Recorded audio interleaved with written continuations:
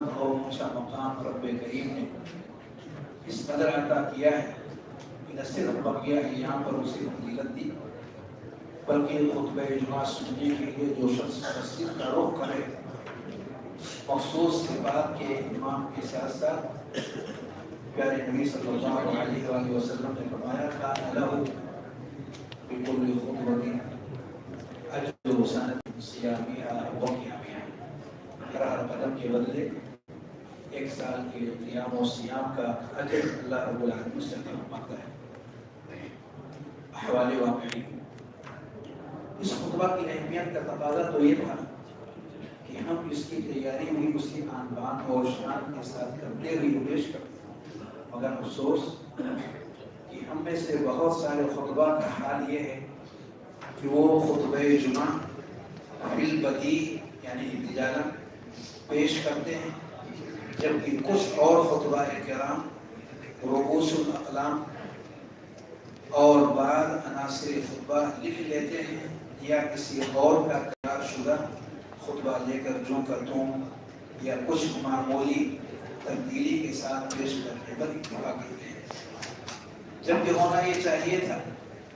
کہ اس کا اہتمام کرتے ہوئے بذات خود تیار کرنے کی کوششیں کرتے، جس کا قدر تفصیل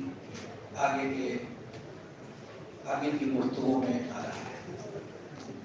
خطبہ لکھ کر پیش کرنے کی اہمیت و حفاظت، اس حوالے سے میں نے جو باتیں یہاں ذکر کی ہیں اس مقالے کے اندر، اس کا خلاصہ یہ ہے کہ ہمیں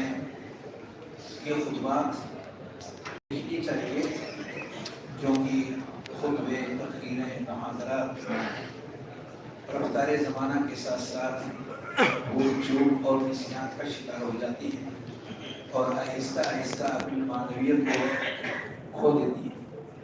لیکن وہی چیزیں اگر زیر تحریر لے آئی جائیں تو اس کو بقا حاصل ہو جاتا ہے۔ خطبے اور تقریریں تیار کرنے کے اصول اور طریقے پیش کرنے کے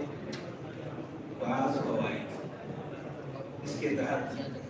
کچھ اہم فوائد کا یہاں ذکر کیا گیا ہے۔ ان میں سے صرف فہرست ایک فائدہ یہ ہے کہ بعض خطبہ حضرات کو طریقے تحریر میں کچھ دشواریاں ہوتی ہیں، ممکن ہے کہ ہمارا پیش کردہ یہ آسان سا طریقہ ان کے لیے مزید آسانیوں کا باعث ہے۔ نیز بہت سارے مبتدی خطیب کی صحیح گائیڈنگ اور رہنمائی کا کام کرتے ہیں۔ خطبہ جمعہ کا اہتمام